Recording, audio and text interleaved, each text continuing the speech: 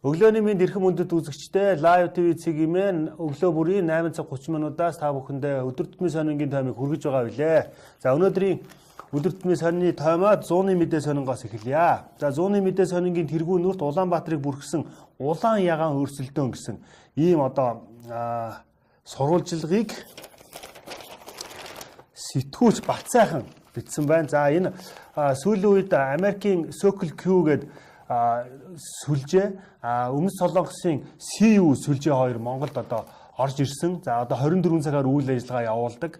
За манай одоо ихэнх дэлгүүрүүд арх тамхи худалдаалдаг учраас шөнийн одоо тэг цагаас хойш ажиллахыг бол одоо Улаанбаатар хотын зарчийн албанаас одоо хориглосон. Энэ одоо шийдвэр олон жил явснаас болоод шөнө одоо дэлгүүрээр үйлчлүүлэх гэдэг ойлголт бараг байхгүй болоод байсан. За одоо энэ одоо орон зайг Америкийн болон Өмнөд Солонгосын сүлжээ одоо эзлээд байгаа. Тэгэхээр одоо энэ сүлжээний талаар сэтгүүлч Батсайхан одоо маш сайхан мэдээлэлтэй сурвалжлагыг бэлдсэн байна. За Америкийн Circle Q бүгд найрамдах Солонгос улсын CU сүлжээ дэлгүүрийн үйлчлэгээ иргэдэд таалагдж эхлээд байгаа. Одоогоор тус бүр нийслэлийн 10 гаруй байрлалд үйл ажиллагаа явуулж байна. Circle Q энэ ондоо 20 салбар, 2019 онд 60 салбар нээхэр төлөвлөд байгаа юм байна.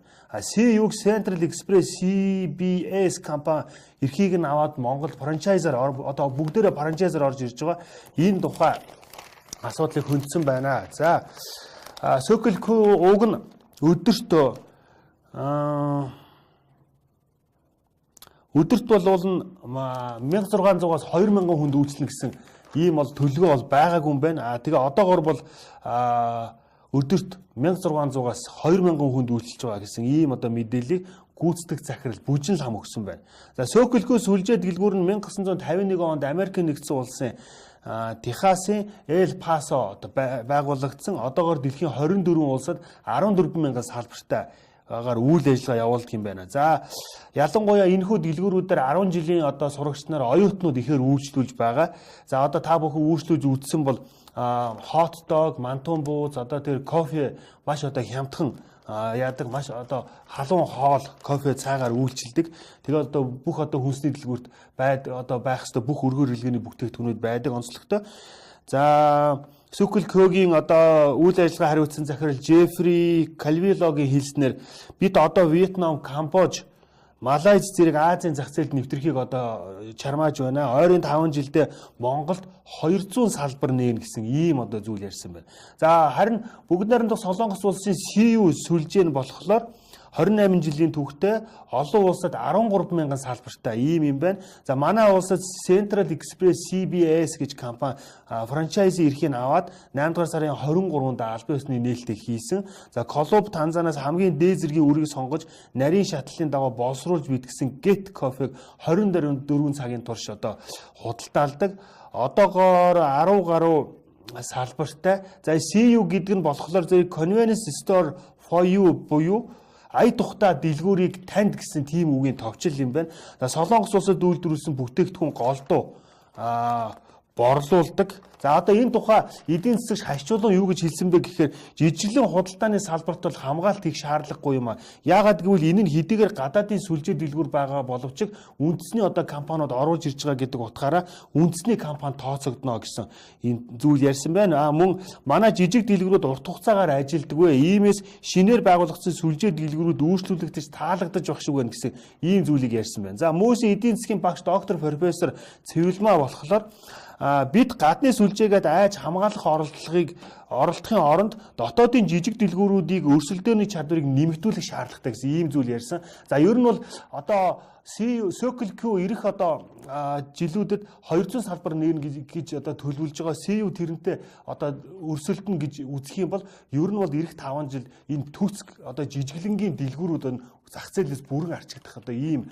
одоо байдал тулгараад байна. Тэгэхээр одоо энэ Баттай бус их сурвалжаар авсан мэдээлэлээр Circle Q хэрэг франчайз эрхийг нь одоо аль нэг одоо бизнес эрхлэж худалдаж авах юм бол одоо 130 сая төгрөг одоо хөрөнгө оруулалт шаардлагатай. Мэдээж одоо яг төв зам дагуу ийм одоо үйл хөдлөх хөрөнгө одоо байх хэрэгтэй байдаг. Хэрэгтэй. Тэгээ үүнийг одоо ингэж одоо эрхийг нь авч байгуулах бүрэн эрх нь одоо бизнес эрхлэгч нарт байгаа гэсэн ийм одоо мэдээллийг сонсч ирсэн юм байна.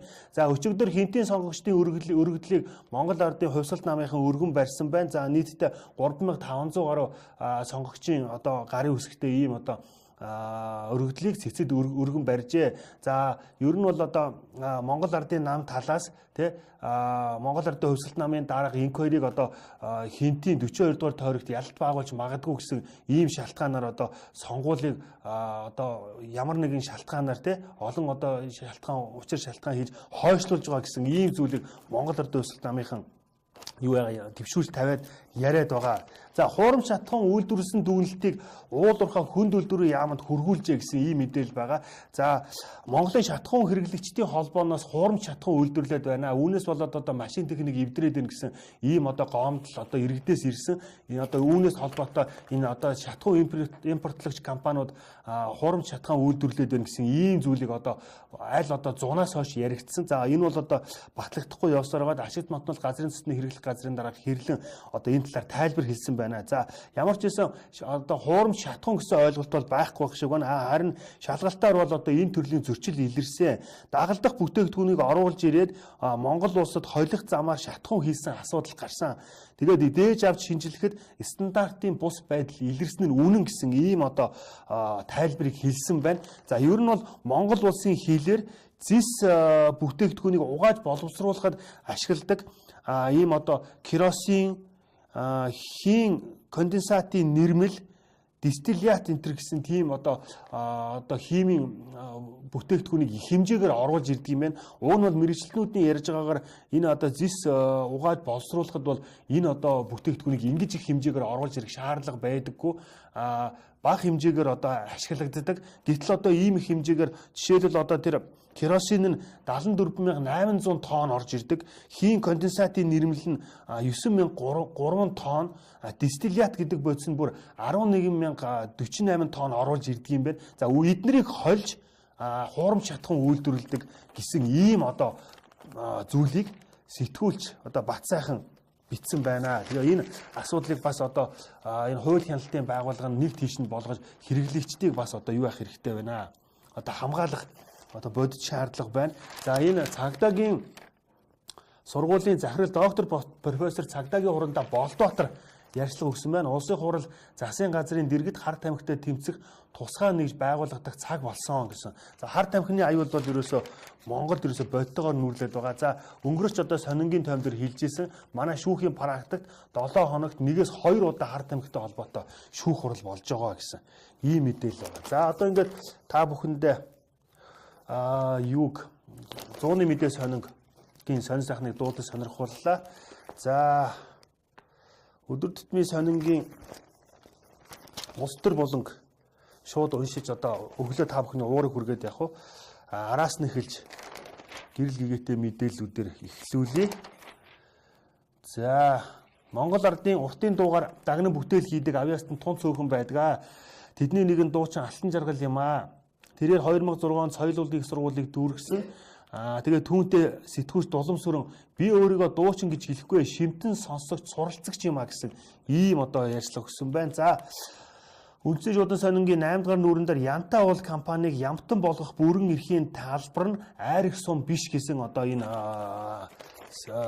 нийтлэлийг сурвалжлагыг цуврал нэгийг мөнх тунгалаг албаны дарга мөнх тунгалаг бичсэн байна. За энэ болохоор Дорногов аймгийн айр их суманд байрладаг хятадын 100% хөрөнгө оруулалттай 12 жил айр их суманд үйл ажиллагаа явуулж байгаа Жон Шолборлдог ийм компани байгаа. Тэгээ ерөнхийдөө ямархуу одоо бодит байдал одоо иргэдийн дунд тулгараад байгааг цувралаар хүргэж байгаа юм байна. Энэ болохоор нэгдүгээр хэсэг нь юм байна.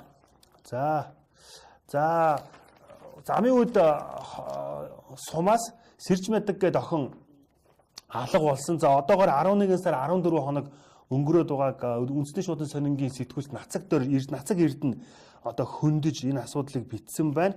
За оны эхний 9 сарын байдлаар улсын хэмжээнд 9491 хүүхэд сургаггүй алга болсон гэсэн дуудлага мэдээлэл цагдаагийн байгууллагад ирсэн. Эдгээрээс 9448 нь 9000-д олдсон. Харамсалтайгаар 23 хүүхдийн хувь заяаг хэрэгсэн нь одоогоор тодорхойгүй байгаагийн нэг нь энэ Сэрж Мэдэг гэж охин болчиход байгаа. За тэгээд энэ хэрэгтэй холбогдуулалтаа одоо ирээнээр гараа явцсан байж гэдэг юм уу иймэрхүү мэдээлэл байдаг. За ирээнийг нэг консулын газраас бол энэ мэдээллийг бол эрс няцаадаг ямар нэгэн байдлаар хэлээр бол гараагүй байна гэдэг. Цагдаагийн байгууллага сүүлдээ одоо арга нь мухарцсан уу яасан ээж аавыг нь хүртэл одоо холбогдуулан шалгасан гэсэн ийм мэдээллийг хэвлэл мэдээлэлээр өгсөн байдаг. За уулуурхай хүнд үйлдвэрийн сайд сумын газар эх сард газрын тосны үн дахиж нэмэгдэж магадгүй гэсэн ийм мэдээллийг өчигдөр Улсын их хурлын эдийн засгийн байнгын хороон дээр өгсөн байна. Тэгэхээр эх сард одоо шатхууны үн дахиад өсөх нэ. За нэгдүгээрт нефт боловсруулах үйлдвэр, нефт хайгуулын салбар, нефт одоо дамжуулах хоолой, нөөц хангамжийн асуудлаар Роснефть компанитай одоо хилцээр хийж байгаа. Хоёр талд ажлын хэсэг байгуулсан гэсэн ийм зүйл өгсөн байна. За өчигдөр төрийн ордонд улсын хурлын гишүүн аюур сайхан хэвлэлийн баг гурал хийж одоо энэ ам долларын ханш болон шатхууны өсөлттэй холбоотой мөнгөний бодлого зохицуулж чадахгүй байна гэдэг шалтгаанаар Монгол банкны ерөнхийлөгч Баяр Сайхныг огцруулах асуудлыг одоо шатараатай авч хэрэгжүүлнэ гэсэн ийм зүйл ярьсан. Монгол банкны ерөнхийлөгч Баяр Сайханд хариуцлага тооцож албан тушаалын чөлөөлөх асуудлыг хөндөж байгаа мэдгдсэн юм а. Улсын хурлын гишүүн аюур сайхан Монгол банкны ерөнхийлөгч Баяр Сайхан нь 2016 оны 7 сарын 20-нд үүрэгт ажлаа хүлээж авсан. Тухайн өдөр төгрөгийн ам доллартай харьцах ханш 2043 төгрөг байсан. Түүнээс хойш төгрөгийн ханш 25.5%-аар суларсаар одоо долларын ханш одоо өсчөөд байна гэсэн ийм одоо шалтгааныг хэлжээ. За үндэсний шуудны сонингийн тэргүүн нүүрт өчигдөр саяхан Улсын хурлын намрын холгоны чуулганы нээлттээр ерөнхийлөгч Баттулга үндэсний аюулгүй байдлын зөвлөлийг одоо яаралтай 18 цагаас хуралдуулах гэж байгааг мэдгдсэн. Энэ нь болохоор одоо энэ гишүүдэд тойрог тус бүрдээ 5-аас 10 тэрбум төгрөг төсвөлсөн. Мөн одоо сангийн сайд өөртөө одоо 52 тэрбум төгрөг төсвөлсөн гэсэн ийм асуудлыг шүүмжилж төсвөөс одоо 1.4 их 80 төгрөгийг одоо хэмнэх юм боломж байна. Энэ асуудлаар одоо үндэсний аюулгүй байдлын зөвлөлийг яаралтай хуралдуулж байна гэсэн ийм одоо зүйлийг хэлсэн байгаа. За тэр өдрөө үндэсний аюулгүй байдлын зөвлөл хуралдсан. За үндэсний аюулгүй байдлын зөвлөлд Монгол Улсын ерөнхийлөгч улсын хурлын дарга ерөнхий сайд одоо үндэсний аюулгүй байдлын зөвлөлийн нарийн бичгийн дарга хамаарагддаг. За эдгээр хүмүүс бол үндсэндээ төсөв хэмнэх ёстой гэсэн одоо энэ зүйл дээр санал нэгдсэн. Тэгээ үүнтэй холбоотой өчигдөр ерөнхий сайд улсын хурлын дарга дээр ерөнхийлөгч албан бичиг хөрвүүлсэн байна. За энэхүү албан бичигтэй холбоотой үндэсний шуудын сонингийн сэтгүүлч Мягмард орж бичсэн байна. За ерөнхийлөгчийн ам ажил хоёр хэрхэн зөрж байгааг одоо тэрээр нэлийн одоо баримттай гаргаж ирж тавьсан байна. Тухайлбал одоо ерөнхийлөгч саяхан үндэсний олон нийтийн телевизээр 2 өдөр дараалан орой эфирээр одоо ярьцлага гарсан. За энэ ярьцлаган дээр болохоор одоо төмөр замын овоосын шаргатай холбоотой 208 сая долларын холбоотой асуудлыг бол надад бол хамаарахгүй. Энэ асуудал бол надаас өмнө ажил нэгтгэсэн байсан.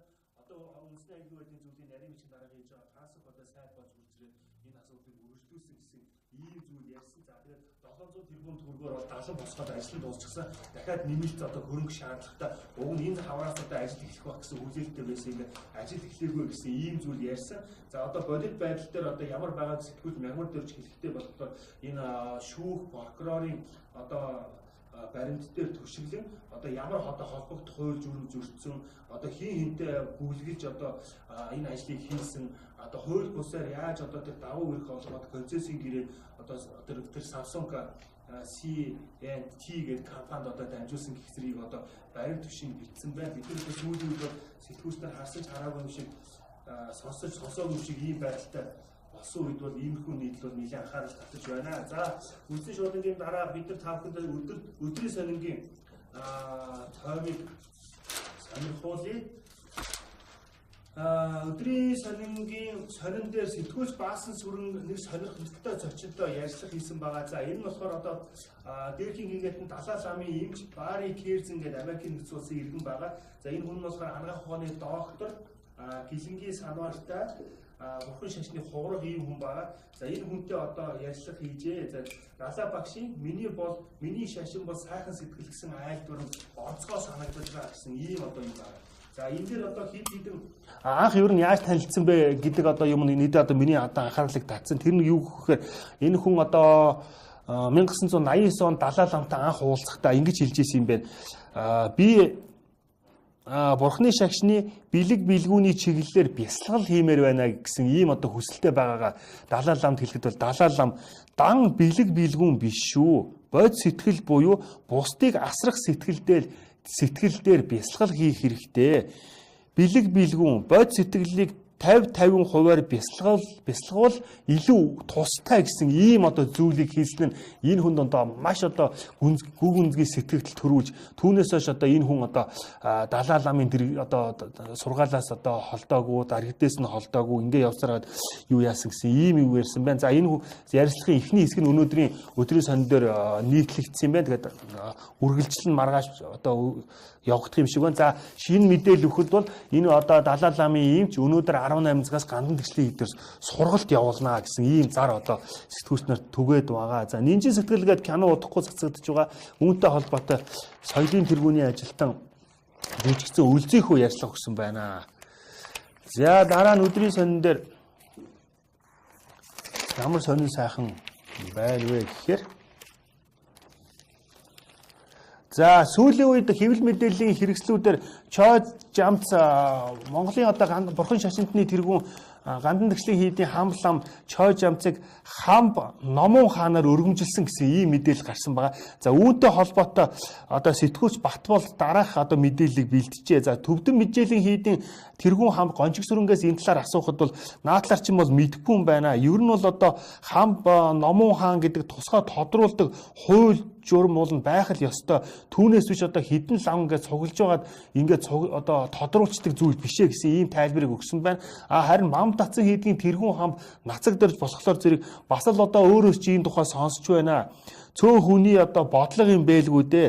Хамб Номон хаан гэдэг өргөмжлөл бол Манжин хааны үед өгдөг байсан цол шүү дээ гэсэн ийм одоо зүйлийг ярьсан байна. За одоо энэ Батболдын олж мэдснээр сэтгүүлч Батболдын олж мэдснээр үнэхээр яг иймэрхүү юм болох нь болцсон юм шиг одоо тийм юм шиг байна. Гандан тэргүүн хэдийн Чой Жамц хамбанд Монгол улсын шашны хэргийг шийдвэрлэх Хамб Номон хаанд өргөмжлөгдснөөр насан туршдаа Монголын одоо бурхан шашинтны хаан байх эрх оноогдож байгаа бололтой гэж одоо бичсэн байна. Харин Манжчин гүрний үеийн нарийн бодлогоор богдын дөрвүүдийг төвдөөс тодруулж ирсэн уламжлалыг эвдэж 21-р зуунд монголчууд толгой мэдэж их богдоо тодруулж чадахгүй гэдэг асуудал анхаарлын төвд байна гэсэн ийм одоо зүйл байна. Мэдээж яг энэ мэдээлэл цаашдаа ингээд ямар ч хэсэн ихний байдлаар батлагдаж байх шиг байна. Тэгээд цаашдаа одоо нэлээд сайн тодруулагдах баха. За нөгөө инк хоёр лундаа гэж одоо хүмүүсийн одоо палгаар цагдаагийн одоо үүрэгт ажиллаа албан үргээ гүйцэтгэж явсан цагдаагийн албаа хагч одоо амь насаа алдсан юм харамсалтай хэрэг гарсан байгаа. За үүнтэй холбоотой цагдаагийн ерхий газрын хэвд мэдээллийн төвийн дарга Дид хурандаа Баатар хүү сэтгүүлч уран чимгийн асуултанд хариулжээ. За гинт итгээд одоо инк 2 45 настай инк 2 нь өмнө нь одоо их хэмжээний залингийн хэрэгээр шалгадаж байгаад оргон зайлсан ийм хүмүүс байсан. За тэгээд одоо гимт итгээдүүдийг одоогоор 461 дэх ингээд одоо хорж ингэж шагдж байна гэсэн ийм зүйл яасан. За өчигдөр Улаанбаатар хотын захирагч Батбол Талигачийн ар гэрд очиж одоо Талигачийн ар гэрд одоо 10 сая төгрөг гардуулан өгсөн ийм мэдээлэл бас гарсан байгаа. За нөгөө нэг төсвийн 2019 оны төсөвтэй холбоотой маргаан бас ерөнхийдөө яваад байгаа. За үүнтэй холбоотой байнгын орны дарга улсын хурлын гишүүд Дан Бочор юу яасан 54 тэрбум төгрөг гэсэн ийм ярьцлага өгсөн байгаа. За энэ ярьцлагыг уншихад бол үндсэндээ нөгөө гишүүдэд бүгдэнд нь одоо ингээд бүтээн байгуулалт хийгээд мөнгө өгчихсэн учраас гишүүд ер нь дор бүрнэ их дуртай байгаа юм байна. Тэрийг бол ерөнхийдөө Дан Бочор гишүүний ярьцлагаас харж болно. Төсвийг нэгхэн айхтар муушаасан зүйл бол байхгүй. Зүгээр яг муушаасан дүр хэсгсэн ийм одоо зүйл ярьсан байгаа. Зүгээр яг тэр утааны шүүлтэр 54 тэрбум төгрөг дээр бол яг байр суурь илэрхийлж одоо ийм зүйл бол одоо байж болохгүй. Одоо энэ бол ямар нэгэн тийм үр дүнгүй болсон дээр гэсэн ийм одоо зүйлийг одоо өдрийн сонинд ярьцлага өгсөн байна. За өдрийн сонин дээр иймэрхүү сонин байна. За та бүхэндээ төгсгөлд нь өдөр тутмын өнөөдөр сонингийн юунаас юу яа. За монголчуудын давсны хэрэглээ дэлхийд одоо хүн амын хэрэглэнээс 3 дахин их байгаа байгааг одоо Дэлхийн эрүүл мэндийн байгууллага тогтоогоод байгаа. Үүнтэй холбоотой бол одоо давстай бүтээгдэхүүн, давс баг хэрэглэх, давстай бүтээгдэхүүн одоо үйлдвэрлэдэг компаниудыг одоо давсаа баг хийхийг одоо уриалж одоо иймэрхүү ажил одоо явагдаж байгаа. За Дэлхийн эрүүл мэндийн байгууллага нэг хүн хоногт 5-аас 6 грамм давс хэрэглэхийг зөвлөдөг юм байна. Тэгэхээр монголчууд 3 дахин их гэхээр үндсэндээ одоо 15-аас 18 граммыг хэрэглэдэг. За үүнтэй холбогдуулаад одоо шатараас арга хэмжээ авж байгаа юм байна. За одоо хаануул дүүргийн нэгдсэн эмнэлэгт хэвтлүүлж байгаа өвчтнүүдийн давсгүй цай хоол өгч эхлээд байгаа юм байна. Тэд өмнө нь өвчтнүүдийн хоолнд хоногт 2 кг давс хэрэглэдэг байсан бол өдгөө зайлшгүй шаардлагаар 500-аас 700 граммыг л хийж байгаа. Ингэхдээ одоо удирдал бүр хоол хүнсэндээ мэрэгжлийн хүмүүсээр үнэлгээ хийлгэж байгаа гэсэн ийм одоо мэдээлэл өгсөн байна. За эрүүл мэндийн яамн дээр уулын давстай холбоотой ийм сум төсөв байдаг гэж одоо олон жилийн өмнө сонсогдож байсан. Тэгээд ажил ерөөсөө хийгдэхгүй явсаар байгаад төсөв мөнгөний одоо ямар нэгэн өөр зүйл зарцуулж идэж уусаар байгаад одооноос ерөнхийдөө энэ асуудлыг нэлээд хурцаар тавьж байгаад бас талархаж байна. За өнөөдөр сонингийн Б3 нүрт Амгалангийн Солонгост очиж жолооны шалгалт өгье гэсэн ийм нэг сонирхолтой орчуулгын материал гарсан байна. За сүүлийн үед Хятадын одоо 2172 иргэн бүгд найрамдах Солонгос улсын Чежүү арал дээр очиж жолооны дадлага одоо жолооны шалгалт дадлага өгж одоо үнэлгээ авсан ийм одоо зүйл одоо гарсан юм байна. Үүнтэй холбоотой BBC-гийн сэтгүүлч дараах мэдээллийг бэлдсэн байна. За ер нь одоо яагаад одоо ийм юм болоод байгаа гэхээр ер нь бол хятад Чежүү аралд очихыг дуртай байдаг юм байна. Жилдээ одоо 300 мянган жуулчин очдог. За Чежүү арал дээр яагаад очдог вэ гэхээр ерөнхийдөө жолооны шалгалт одоо өгөх дараалал их багтай өгөх одоо тэр дүрм шалгалт нь одоо харьцангуй их зөөлөн ер нь бол одоо төнцсөн үзүүлэлтүүд нэлээд өндөр байдгаас хүмүүс нэлээд өгж байгаа юм байна. Өгдөг болсон юм байна. За ерөнхийдөө бол олонх нь бүхэл одоо амралтынхаа туршид баримтат бичиг бөглөөд жолооны дүрмийн шалгалт өгөхөөр дугаарлаж байгаад Аз таарууд эхний оролцоогоор шалгалтандаа тэнцээд үлдсэн өдрүүдэд наран шалгалтын газар өнгөрүүлдэг гэсэн ийм зүйлийг ярьсан байна. За ер нь бол зардал нэг 8800 юан буюу 1280 $80 эхэлдэг. Аяллаа хөтөлбөрт энэхдээ аяллаа хөтөлбөр багц хөтөлбөр юм байна. Аяллаа хөтөлбөрт нь зочид буудалд байх, жолооны зааварчилгааны үйлчилгээ, нийтийн тээвэр зорчих болон жолооны эрхийг шалгалтын төлбөр багтдаг гэсэн. Тэгэхээр ерөнхийдөө Хятадын жуулчдад зориулсан энэ $1280 ийм чэжүүд амрах одоо ийм эрх багц одоо үйлчлэгээ гарчаад байгаа маань үүнд нь болохоор жолооны шалгалт өгөх эрх багцсан ийм зүйл байдаг юм байна. Ер нь бол дэлхий дээр Америкчууд шүдээ эмчлүүлэхээр Мексикийн Лос Алгодонос гэнэ хотыг зорддог бол Вьетнамын Венец гэдэг Хаян хот оёдол гутлын мастраар алдартай байдаг юм байна. Харин жолооны эрхийг Чежүү хотод өгдөг гэсэн ийм одоо сонирхолтой мэдээлэл байна. За дараа нь спорт болон талын бүргэдэг дэлхийд цуврайтуулсан Буурал багш гэдэг дэлхийн олимп дэлхийн одоо мөнгөн медальтай аюун отгон далайгийн багш Дорндын Төмөр Бата гэдэг багшийн тухай сэтгүүлч Буян далаа нэгэн одоо сонирхолтой нийтлэг хүмүүс болондоо бичсэн байна. За энэ багш нь одоо Дорндын хэдийгээр хүн боловч ерөөсөө бараг ерөөсөө нутагтаа очиагүй гэртээ бараг ер нь очлгүйгээр 3 сар ингэж одоо өдөр шөнө нойр хаалгүй бэлтгэл хийсэн хүчинд одоо Олхон далаа олимпиас хүрэл медаль авч ийсэн. Тэгээ ийм одоо сайхан хүүний одоо алдаршуулан юу яасан байна. За Улаанбаатарчуудын толгойн өвчин очоод байгаа төвжирлийг бууруулах зорилгоор түгээлтэнд явдаг машинуудыг шөнийн цагаар явуулна гэсэн ийм зүйл одоо хотын захирагчаас яриад гарсан байгаа. Үүнтэй холбоотой нэлээд хэлэлцүүлгүүд явсан. За хүнсний үйлдвэрлэгчтэй холбооны хэлж байгаагаар бараа бүтгэгчдийн үн нэмэгдэнэ гэсэн гэж одоо сүрдүүлэхээсээ хичээсэ гэсэн иймэрхүү мэдээллийг за өгсөн байна. За энийг бүхэн та бүхэн өнөөдөр сонингоос юу яаж уншаарай. За оюу толгойн далд уурхаан үйлдвэрлэл хойшилж магадгүй гэсэн ийм мэдээллийг mining.com бичээд байгаа юм байна. За 2 дугаар амны босон бүтээн байгуулалт газрын байдал зэрэг нь үүнд нөлөөлж байгаа 2020 оны 3 дугаар улирлын эцэс далд уурхаан доктортой үйлдвэрлэлийг эхлэх төлөвтэй байна гэсэн ийм мэдээлэл байна. За өнөөдрөөс эхлээд энэ жилийн 2 дугаар ээлжийн цэрэг датлага эхэлж байгаа. За нийслэлийн засаг даргын захирамжийн дагуу хугацаа цэрэгийн татлахыг энэ сарын 18-наас 21-нд Улаанбаатар даяар зохион байгуулагдана. Улаанбаатар хот даяар зохион байгуулагдана. За 2018 онд нийслэлийн хэмжээнд 38,000 гаруй иргэн зарлан дуудах хуудас хөргүүлснээс 95.1% эзэндээ хүрсэн юм байна. За цэргээс халагдсан залуусыг ажилд авахар төрийн болон хувийн хвшлийн 32 байгууллагаас 2100 ажлын байр ирсэн гэсэн ийм мэдээллийг өгөөд байна. За саяхан Баянзүрх дүүрэгт нэгэн хүүхэд одоо бага насны хүүхэд алга болсон одоо улмаар цагдаагийн бие бүрэлдэхүүн явж одоо хайж олсон гэсэн ийм одоо мэдээлэл цахим одоо хуудасаар тарсан байгаа. За үүнтэй холбогдуулаад сэтгүүлч мөнх сайхан дараах мэдээллийг өгсөн байна. За 5 настай хүүхэд байсан юм байна. За энэ хүүхэд нь болохоор тоглож байгаад хавцал руу унчихсан. Тэгээд цагдаагийн бие бүрэлдэхүүнийг очиход бол нэг тийм нас барчихсан гэлтэй харагдсан, биеинд нь хүртэл чичирхсэн тийм зовиортой сул байдал байсан. Анхандаа бол ерөөсө нас барцсан юм болов уу гэд нэлээх айсан юм байна.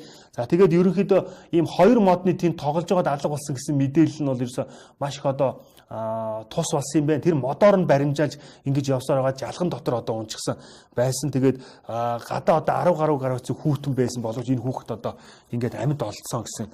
Тэгээд энэ дид ахлагч Мягмар дэслэгч Мөнхбаатар, ахлах дэслэгч Наранбаатартай хийсэн товч танилцуулгыг бэлдсэн байна. За өнөөдөр сонингийн дараагийн хөндсөн том асуудал нь хавдрын асуудал байгаа. За хавдар бол ерөөсөө Монгол гэдэг 3 сая хүнтэй ам бүлээс 15,000 гаруй хүн хавдартай гэж онцлогдсон. Жилд одоо 5,000 гаруй хүн одоо хавдраас болж хорвоог орхиж байгаа. За энэ тоон одоо тоог давах хэмжээний хавдрын тохиолдолд жил бүрээр нэмэгдэж байгаа гэсэн ийм одоо харамсалтай төгшүүртэй мэдээг одоо Тэрхийн эрүүл мэндийн байгууллага одоо Монголын байгууллагууд бас гаргаад байгаа юм байна. Он гарсаар өнөөгийн байдлаар Монголд хавдрын 7,000 шин тохиолдол одоо бүртгэгдээд байгаа юм байна. За энэ бол аюулын харанг яалчгүй дийлгэчээд байгаа юм байна. За манайд нийт хорт хавдрын 70 гаруй хувь нь 3-4-р үедээ онцлогдож байгаа юм байна. Уг нь бол одоо хавдар тийм одоо айгаад бахаар өвчин биш, эрт онцлуулах шаардлагатай юм байна. За иргэдийн эрүүл мэндийн боловсролыг дээшлүүлэхэд хаана анхаарах учиртай байгааг бол өнөөдөр сонины сэтгүүлч Эрдэнэ онцлсан байна. За хавдар нь амин авдаг айхтар өвчин бивш байхаа болсон гэдгийг одоо сурталчлаад эрт илрүүлэхийн ач холбогдлыг одоо нэлээд олон нийт хүргэх шаардлагатай байна гэсэн ийм зүйл ярьсан байна. За энэ мэдээж цогт сурвалжлага байна. Дэлхийд ер нь одоо яадаг юм бэ гэхээр Монголд бол илэг ходоод, Унгэрт Гэдэс, өмнөд Умард Солонгост Уушиг, өмнөд Солонгост ходоод, Австральд арьс, Исландд бамба булчирхай хорт хавдрын өвчлөл нас баралтын төвшингээрээ одоо хамгийн өндөр байгааг судлаач нар тогтоочод байгаа юм байна. За хорт хавдар нь манай гаригийн хүн амын нас баралтын 2 дахь шалтгаан болдог. Энэ онд гэхэд 9.3 сая хүн хорт хавдраар нас бараад байгаа. Уг өвчнөр нас барагчдын 3.1 орчим нь жингийн илүүдэл, жимс ногооны бага хэрэглээ, хөдөлгөөний хомсдол, аригт тамхины хэрэглээнээс болоод 50 одоо гэсэн ийм 5 хүчин зүйлээс болж нас бардаг юм байна. Тэгэхээр та бүхэн бас энэ мэдээллийг байгаарай. За одоо сэтгүүлч оюун жаргал бас нэлээд сонирхолтой мэдээлэл өгснийг одоо өнөөдөр сонингийн за юу таймын төгсгөлөөр мэдээлье. За журмалсан тойлыг хууль болгож мөрдүүлье гэсэн ийм зүйл болсон. Монгол хэлний одоо ерөнхийлөгчийн дэр гэдэг хэлний бодлогын зөвлөлөөс монгол хэлний зөв бичгийн журмалсан тойлыг гаргаж 13,000% хэвлүүлэн одоо тодорхой газруудаар төрийн байгууллагуудаар тараасан байгаа. За үүнтэй холбоотой одоо маргаан гэх юм уу юм ерөөсө тасрахгүй байгаа. Уг нь бол одоо үүнийг одоо буруу хэрэгжилж байгаа хэвлэл мэдээллийн байгууллагч гэх юм уу одоо тодорхой байгууллагуудыг уул нь бол одоо юу яах ёстой юм бэ? Зөрчлийн хуулиар хариуцлага тооцох хэрэгтэй юм байна. Гэвч одоо үүнийг одоо хэрэгжүүлэх юм байхгүй. За ер нь бол гэхдээ ингэж шууд хуулиар далаалгаж энийг бол одоо хэрэгжүүлэх нь иргэдийн иргэдүүлслийг төрүүлэх учраас ерөнхийдөө бол айжамдаа дасгах маягаар явуулах нь зүйтэй гэсэн ийм зүйл ярьж байна. За өнөөдөр сонингийн өглөөний одоо литүүчик гэж яриалдаг өглөөний сонингийн одоо хурал дээр бол одоо ийм одоо зөв бичгийн дөрвөтэй холбоотой маш их гаргаан гардаг юм. Зөвхөн одоо энэ чинь өнөөдөр сонингийн редакцийн асуудал биш, бүх хэвлэл мэдээллийн байгууллагын редакцийн асуудал байдаг. Жишээ нь одоо дурдтгал гэж бичихгүй шин журмалсан дүрмийн тойлоор дурдтгал гэж бичих ёстой байна. А-гийн гээж бичдэг юм байна. За айхтар хүүхэн гэвэл буруудах юм байна. Айхавтар гэж одоо бичих ёстой. За айлгүрийн томьёо гэдэг үгийг хатуугийн тэмдгээр бичдэг байсан. Одоо зөөлний тэмдгээр бичдэг болчихсон юм байна. За мөн овёс гэдэг үгийг хатуугийн тэмдгээр бичгээ болоод зөөлний тэмдгээр бичгээр болсон. Хан гард гэдэг үгийг төгсгөлд зөөлний тэмдэг бичдэг байсан бол ийм үсгээр бичих ёстой. Гихчлэн одоо иймэрхүү одоо зөв бичгийн дүрмийг журмалчаад байгаа нь одоогоор одоо яг хэрэглээд нэвтэрч байгаа гэсэн ийм зүйлүүд байгаа. За 900 айлыг байртай болгох хөрөнгөөр 100 мянган өрхийн зуухыг тонголох нэ гэсэн нөгөө л нэг 54 тэрбум төгрөгийн асуудлыг өнөөдөр сонин тэргүүн үүрэндээ гаргасан байна. За ерөнхийдөө бол саяхан уржиг дээр хэвлэлийн хурал болсон. Хэвлэлийн хурал дээр ямар одоо инээдтэй зүйл болж албаны дарга болон сайд хоёр маань одоо ямархуу одоо тийм байдалтай хариулсан тухай бол одоо өнөөдөр сонин сэтгүүлч сувд нэлээд тийм одоо нарийн дэлгэрэнгүй битсэн байгаа. За утааг бууруулах нэрийдлэр үе үеийн засгийн газар гэр хорооллынханд сайжруулсан түлш 100-нд шахаад бүтлгүүцсэн. Тэгээд одоо 100 сая төгрөгийн салхинд хийлгэсэн. За энэ утааг одоо энэ шүүлтүүрийн асуудлыг 2012 онд тухайн үед одоо иргэдийн хурлын дарга байсан Баттулга одоо гандангийн айлуудад хэрэгжүүлээд бас бүтлгүүчсэн ийм зүйлийг одоо ярьсан байна. За ингээд өнөөдөр сонингийн тойм дууслаа. За өнөөдрийн тойм үгээр өндөрлөж байна. Та бүхэн Live TV цэгийн сонингийн таймаа өглөө бүр 8 цаг 30 минутаас хүлээн авч үзээрэй. 9 цагаас их хүсүүлээ цаг 30 минут дотор бид нар замын хөдөлгөөний одоо мэдээллийг шууд одоо замын өдөртөх төвтэй хамтран шууд лайв дэж хүргэж байгаа. Мөн та бүхэнд 13 цагаас сайнны цагийн зочноор одоо энэ хагас өдөр болох олон улсын таеквондогийн тэмцээний зочтой одоо урьж ярьцлага хийхээр төлөвлөж байгаа. Ингээд Live TV цэгийн хамт байгаарай, мэдээлэл хуваалцаарай, мэдээлэл уншиж байгаарай. За Facebook хуудсан дээр лайк таамж бидэнтэй нэгдээрэй. Ингээд сонингийн тайм үгээр дуслаа та бүхэн өдрийг сайхан өнгөрүүлээрэй.